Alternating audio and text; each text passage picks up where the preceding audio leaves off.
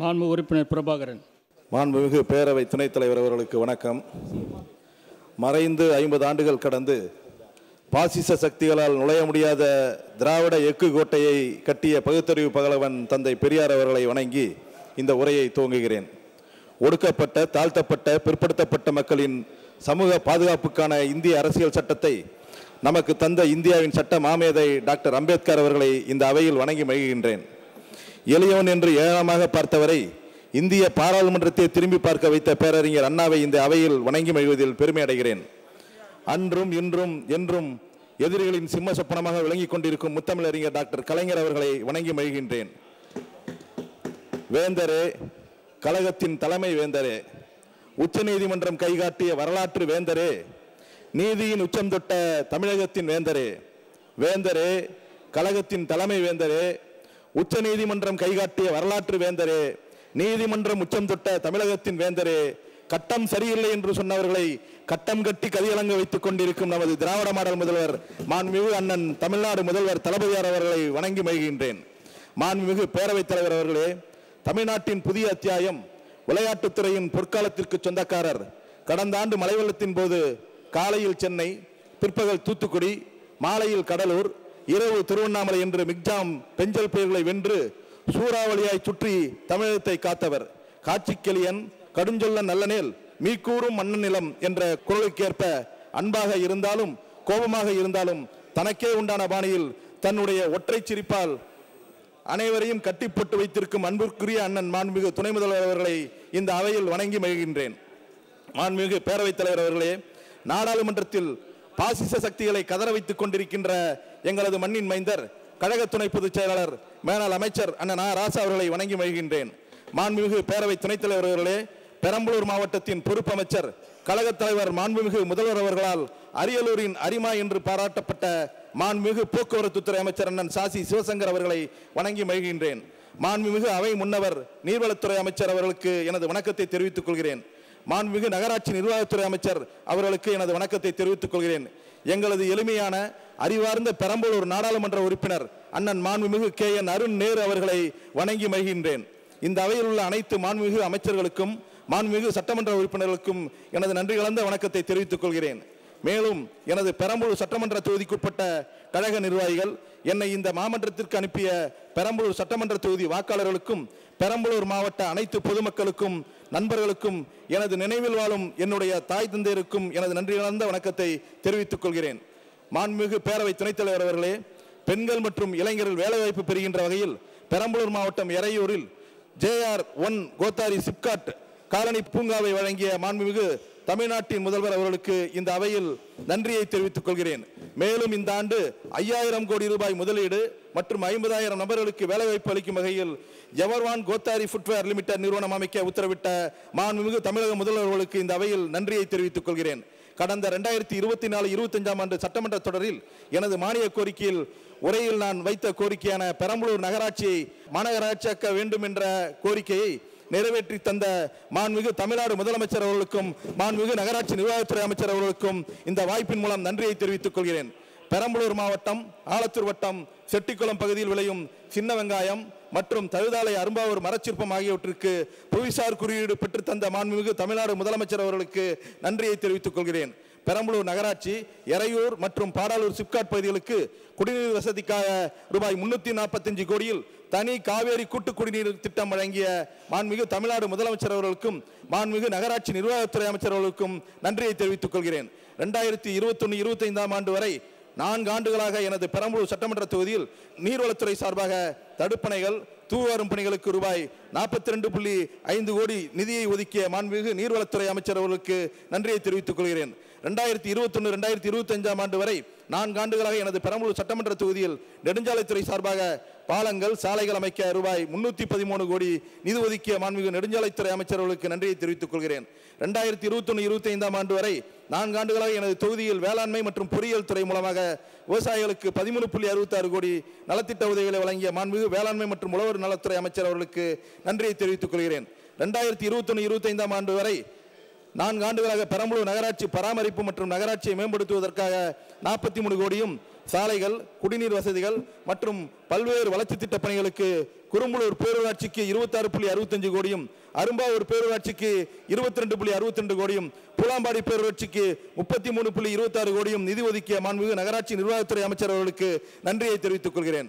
2021-25 ஆண்டு வரை 4 ஆண்டுகளாக பெரம்பலூர் சட்டமன்ற தொகுதியில் பொதுப்பணித்துறையின் கீழ் கட்டிடங்கள், மருத்துவமனை கட்டிடங்கள், அரசினர் மாணவ மாணவியர் விடுதி கட்டிடங்கள் கட்ட ரூபாய் 62.81 கோடி நிதி ஒதுக்கீடு செய்த மாண்புமிகு பொதுப்பணித்துறை அமைச்சர்களுக்கு நன்றியை தெரிவித்துக் கொள்கிறேன்.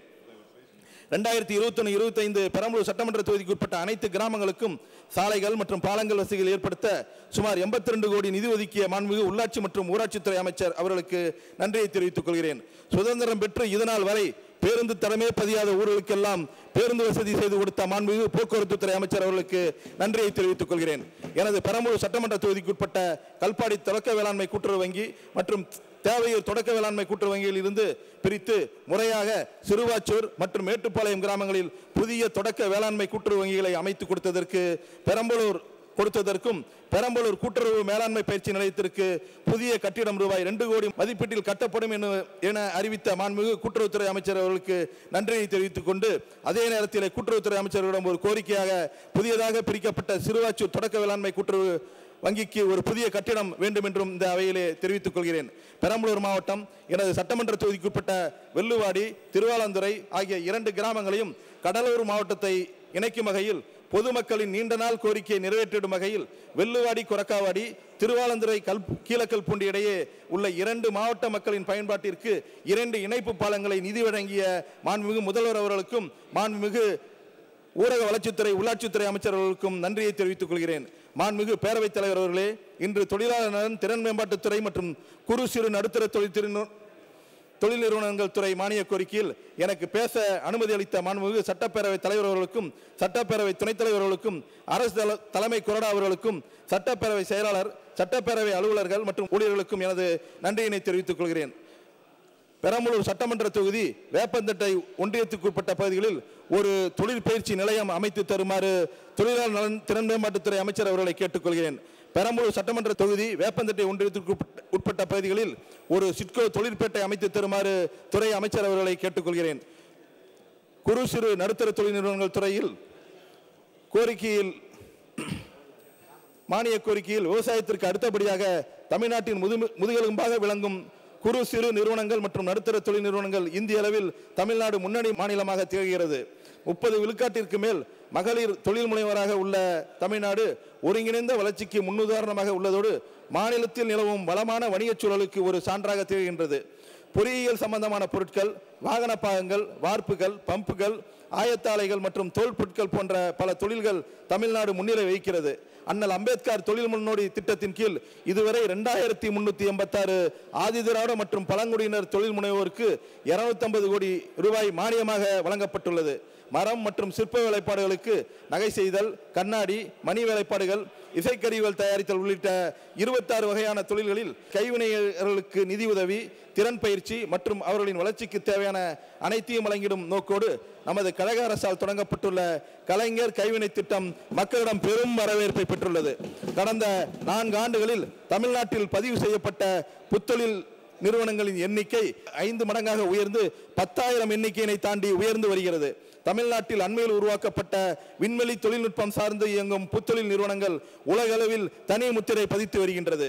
செட்டிநாடு கைமுறுக்கு மற்றும் சீடை, ராமநாதபுரம் பனைக்கருப்பட்டி, கோவில்பட்டி சீவல், ராமநாதபுரம் பட்டறை கருவாடு போன்றவற்றிற்கு புவிசார் குறியீடு பெற்றுத் தருவதற்கு முனைப்பாக உள்ள மாண்புமிகு முதல்வர் அவர்களுக்கு இந்த நேரத்தில் நன்றியை தெரிவித்துக் கொள்கிறேன்.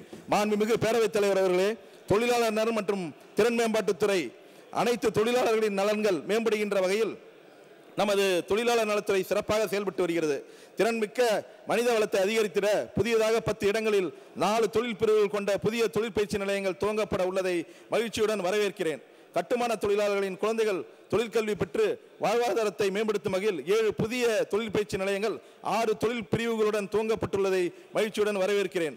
கட்டுமான தொழிலாளர்களின் நல வாரியத்தில் பதிவு செய்துள்ள தொழிலாளர்களுக்கு நோய்களை கண்டிருந்து உரிய நேரத்தில் சிகிச்சை அளிக்கும் வகையில் முழு உடல் பரிசோதனை செய்து மருத்துவ பரிசோதனை அட்டைகள் வழங்கப்படுவதை மகிழ்ச்சியோடு தெரிவித்துக் கொள்கிறேன். இந்தியாவிற்கே முன்னோடியாக இணையம் சார்ந்த சேவை பணிகளில் ஈடுபடவும் இளைஞர்களின் எண்ணிக்கை பெருமளவு அதிகரித்து வரும் நிலையில் இத்தொழிலாளர்களின் நலனுக்காக தமிழ்நாடு இணையம் சார்ந்த தற்சார்பு தொழிலாளர் நல வாரியம் அமைத்த மாண்புமிகு தமிழ்நாடு முதலமைச்சர் அவர்களை இளைஞர் மற்றும் தொழிலாளர்கள் நன்றியுடன் பார்க்கிறார்கள். அத்தோடு தமிழ்நாட்டில் உள்ள இணையம் சார்ந்த சேவை பணி தொழிலாளர்களின் சமூக பாதுகாப்பினை உறுதி செய்யும் வகையில் சுமார் 15 லட்சம் தொழிலாளர்களுக்கு விபத்து மரணம் இயலாமை நிலை இழப்பீட்டிற்கான குழு காப்பீட்டு திட்டம் அறிமுகப்படுத்துவதை வியப்போடு வரவேற்கிறேன். இதுபோன்ற இணைய சேவை பணி தொழிலாளருக்கு என்று அனைத்து வசதிகளுடன் கூடிய ஓய்வு கூடங்கள் சென்னை, கோவை உள்ளிட்ட நகரங்களில் உருவாக்கப்பட இருப்பதை இந்த இணைய சேவை இளைஞர் சமுதாயம் நன்றியுடன் பார்க்கிறது. எனது தொகுதிக்குட்பட்ட கோரிக்கைகளை அவை குறிப்பில் பதிவு செய்து சம்பந்தப்பட்ட அமைச்சருக்கு அனுப்பி நிறைவேற்றி தருமாறு கேட்டுக்கொண்டு ஒரு 4 கோரிக்கையை மட்டும் படிப்பதற்கு அனுமதி தருமாறு கேட்டுக்கொண்டு எனது சட்டமன்ற தொகுதிக்குட்பட்ட தேசிய நெடுஞ்சாலையானது திருமாந்துறை முதல் பாலாலூர் வரை கிட்டத்தட்ட 40 கிலோமீட்டர் உள்ளது. இது தேசிய நெடுஞ்சாலை பகுதிகளில் ஏதாவது விபத்து ஏற்பட்டால் உடனடியாக காப்பாற்றுகின்ற வகையில் வாலிகண்டபுரம், பாடாலூர் பகுதிகளில் 30 படுக்கைகள் கொண்ட 2 மிக அவசர சிகிச்சை மையங்கள் அமைக்க நடவடிக்கை எடுத்து அனைத்து உயிர்களையும் காப்பாற்ற வேண்டுமாறு மக்கள் நல்வாழ்வுத்துறை அமைச்சர் அவர்களை கேட்டுக்கொள்கிறேன். அதேபோல நம்முடைய திராவிட மாடல் முதல்வர் மாண்புமிகு தளபதியார் அவர்கள் கன்னியாகுமரியில் கடலுக்கு நடுவே கண்ணாடி பாலம் கட்டி சாதனை செய்துள்ளார். இன்னும் மேலை நாடுகளில் கடலுக்கு நடுவே சாலைகள், பாலங்கள் அமைக்கப்பட்டுள்ள நிலையில் எங்களது மாவட்டத்தில் நீண்ட நாள் கோரிக்கையான வேப்பந்தட்டை ஒன்றியம் மலையாளப்பட்டியில் உள்ள சின்னமுட்லுவில் கல்லாற்றின் குறுக்கே மிகப்பெரிய அணையை கட்டினால் அந்த ஒன்றியம் முழுமையாக பாசன வசதி பெறும். பல்வேறு அரசியல் காரணங்களால் அந்த அணை வருவதை தடுக்கிறார்கள் என்று எங்கள் பகுதி மக்கள் நினைக்கின்றனர். எனவே கல்லாற்றில் உபரி நீர் வீணாவதை தடுக்க இன்றைய நவீன உலகத்தின் புதிய தொழில்நுட்பங்களை பயன்படுத்தி சின்னமுட்லு அணையை கட்டி நம்முடைய திராவிட மாடல் முதல்வர் தமிழ்நாட்டின் நடமாடும் பெண்ணிக்குக் என அழைக்கப்பட வேண்டும் என்று விரும்புகிறேன். அதேபோல மாநிலத்திலே பெரம்பலூர் மாவட்டம் பால் உற்பத்தியிலே 3வது இடத்தில் திகழ்கிறது. தினசரி 2,36,000 லிட்டர் அளவு பால் உற்பத்தி செய்யப்படுகிறது. எனவே பெரம்பலூர் மாவட்டத்தில் உள்ள கால்நடை வளர்ப்பு பொதுமக்களின் வாழ்வாதாரம் பாதிக்கப்படாமல் இருக்க பெரம்பலூர் மாவட்டத்தில் புதிய பன்முக மருத்துவமனை, பாலி கிளினிக் என்று சொல்லக்கூடிய மருத்துவமனை அமைத்து தர வேண்டும் என்று மாண்புமிகு தமிழ்நாடு முதலமைச்சர் அவர்களை, மாண்புமிகு கால்நடைத்துறை அமைச்சர் அவர்களையும் கேட்டுக்கொள்கிறேன். பெரம்பலூர் துறைமுகம் பகுதியில் உள்ள ஏரியினை தூர்வாரி கரைகளை பலப்படுத்தி தடுப்புச்சுவர் அமைத்து அதனை சுற்றுப்புற பகுதியில் நடைபாதை அமைத்து சிறுவர் பூங்கா அமைத்து பொழுதுபோக்குக்காக மக்களுக்கு அமைத்து தருமாறு மாண்புமிகு நீர்வளத்துறை அமைச்சர் அவர்களை கேட்டுக்கொள்கிறேன். மாண்புமிகு பேரவை துணைத் தலைவர் அவர்களே, நமக்கு இன்னலும் இடையூறும் முன்பை விட பல மடங்கு இருக்கத்தான் செய்யும். ஆனால் உழைப்பு ஒரு நாளும் மீன் போகாது என்ற அண்ணாவின் வார்த்தையை கையிலேந்தி நீட் தேர்வு விலக்கு போராட்டமாக இருந்தாலும், தொகுதி மறுசீரமைப்பு போராட்டமாக இருந்தாலும், இருமொழி கொள்கைக்கான போராட்டமாக இருந்தாலும் சரி, வக்பு வாரிய மசோதா பிரச்சனையாக இருந்தாலும், 2026 சட்டமன்ற தேர்தலாக இருந்தாலும், நமது திராவிட மாடல் முதல்வர் மாண்புமிகு தளபதி தலைமையில் நமது இளம் தலைவர் மாண்புமிகு துணை முதலமைச்சர் சின்னவர் அவர்களின் வழிகாட்டுதலோடு அனைத்து களப்பொருளும் முழுமையான வெற்றியை பெற்று நமது கழக முன்னோடி முத்தமிழறிஞர் கலைஞர் அவர்களின் பாதத்தில் சமர்ப்பிக்க உறுதி ஏற்போம். தமிழ்நாடு போராடும், தமிழ்நாடு வெல்லும், வெல்வோம் 200, படைப்போம் வரலாறு. நன்றி, வணக்கம்.